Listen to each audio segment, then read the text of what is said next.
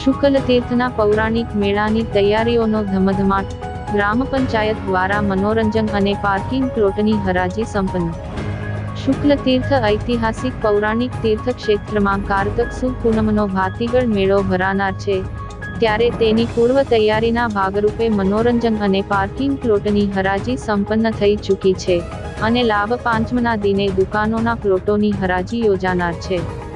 પાવન નર્મદા તટે આવેલ શુક્લતીર્થ ખાતે કાર્તિકી 11થી પૂર્ણિમા સુધી ધાર્મિક લોકમેળો ભરાશે, જે માટે ગામના સરપંચ રણધીરસિંહ માંગરોલા અને સભ્યો સુચારુ આયોજન માટે વ્યસ્ત જોવા મળી રહ્યા છે.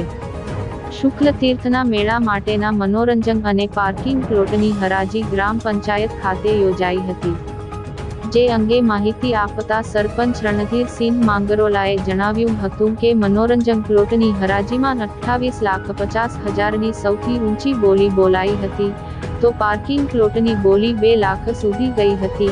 આગામી લાભ પાંચમના દિને વર્ષોની પરંપરા મુજબ દુકાનો માટેના 700ની વધુ પ્લોટોની હરાજી યોજાશે અને તે સાથે જાત્રા પ્લોટની વિશાળ જગ્યાની સાફ સફાઈ સહિતની કામગીરી ગ્રામ પંચાયત દ્વારા હાથ ધરવામાં આવશે.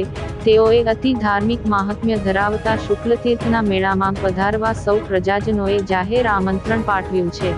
શુક્લતીર્થ ગામના સરપંચ રણધીરસિંહ ગંભીરસિંહ માંગરોલા દર વર્ષની જેમ આ વર્ષે પણ પૂનમનો મેળો ભરાનાર છે. તારીખ 2/11/2025થી તારીખ 9/11/2025 સુધી ભરાનાર છે. આમાં મનોરંજન પ્લોટ અને પાર્કિંગ પ્લોટની હરાજીનું કામ પૂર્ણ કરેલ છે. મનોરંજન પ્લોટ માટે કલકત્તા, મહારાષ્ટ્ર, ગુજરાતમાંથી અનેક સ્થળોએથી લોકો મનોરંજનમાં ભાગ લેવા આવેલા હતા. એમાં મનોરંજન પ્લોટમાં 28,50,000માં મહત્તમ બોલી બોલાયેલી હતી અને પાર્કિંગ પ્લોટ ₹2 લાખમાં ગયેલ છે. અને હવે પછી લાભ પાંચમના દિવસે જે 800 પ્લોટિંગનું ફાળવણી કરવાની છે એ લાભ પાંચમના દિવસે થશે. શુક્લતીર્થ ગામ એક એવું ગામ છે કે આખા ભારતમાં તીર્થ લાગતું નથી, ખાલી શુક્લતીર્થ પાછળ જ શુક્લતીર્થ લાગે છે. તીર્થ અમારા ગામમાં ઓમકારનાથ, શુક્લેશ્વર મહાદેવ, ગંગનાથ અનેક મંદિરો આવેલા છે. તો હું દરેક ભાઈ ભક્તોને ગામ વતી આમંત્રણ પાઠવું છું કે તમે દર્શનાર્થે પધારશો.